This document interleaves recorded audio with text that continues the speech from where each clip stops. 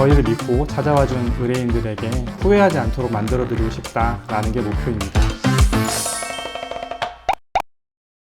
안녕하세요. 법무법인 고운의 부동산 전담팀장 서진수 변호사입니다. 오늘은 오피스텔이나 상가와 같은 집합 건물을 관리하다 보면은 임차인이 관리비를 몇 개월씩 미납하는 경우가 있는데, 이럴 때 누가 누구한테 관리비 청구를 해서 받아야 되는지에 대해서 알아보려고 합니다. 사실 건물 관리를 하다 보면 장기간에 걸쳐서 관리비를 미납하는 임차인들이 생각보다 많습니다. 그런데 이 집합 건물의 경우에는 주로 위탁관리회사가 건물을 관리하는 경우가 많다 보니까 관리회사가 직접 관리비를 달라고 청구하는 경우가 있는데, 사실은 원칙적으로 관리단이 원고가 되어서 소송을 하는 것이 맞습니다. 그러니까 기본적으로 집합 건물의 관리 주체는 관리단이고, 위탁관리회사는 관리단으로부터 건물 관리를 위탁받은 회사에 불과하기 때문에 이 관리비의 채권자는 관리단이다 라고 생각을 하셔야 됩니다. 근데 다만 이제 이것과 관련해서 직접 위탁관리회사가 관리비 청구하는 사건들이 좀 많다 보니까 대법원에서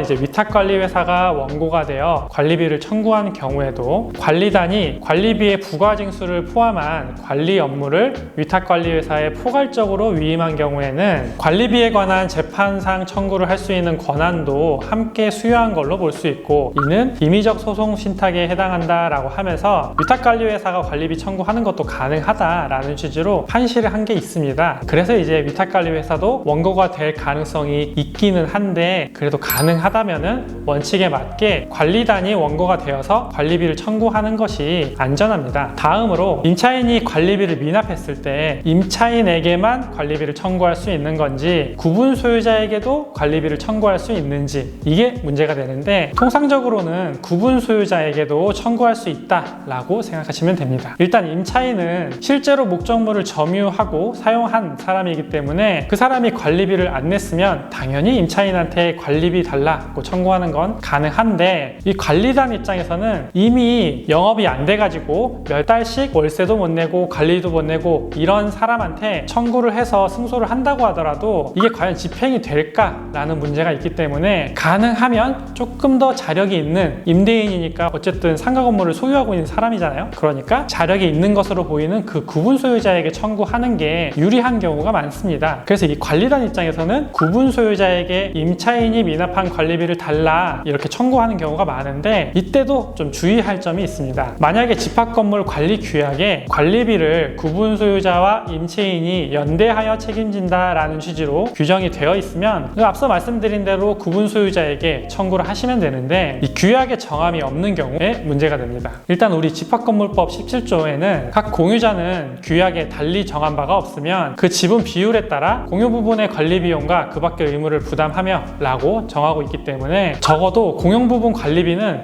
구분 소유자에게 청구할 수 있다고 보아야 하는데, 전기요금이나 수도요금과 같은 경우에는 구분 소유자에게 청구할 수 없다라고 본 하급심 판례도 있기 때문에 주의가 필요한 겁니다. 결국에 오늘 좀 복잡하게 말씀을 드렸는데, 다시 정리를 좀 하면 관리비 채권의 원고는 관리단이 되는 것이 좋다. 두 번째로, 임차인에게 자력이 없는 것으로 판단이 되면 구분 소유자에게도 임차인이 미납한 관리비를 청구하는 것이 가능하다. 세 번째, 다만 관리규약에 정함이 없다면 공용부분 관리비가 아닌 전기요금이나 수도요금 같은 경우에는 구분 소유자에게 청구했을 때 다툼의 여지가 있다. 이 정도로 요약을 해드릴 수 있을 것 같습니다. 혹시 영상을 보고도 추가로 좀 궁금한 점이 있으시면 저희 법무법인 고운으로 연락을 주시면 상담을 도와드리도록 하겠습니다. 이상 서진수 변호사의 상담실로였습니다.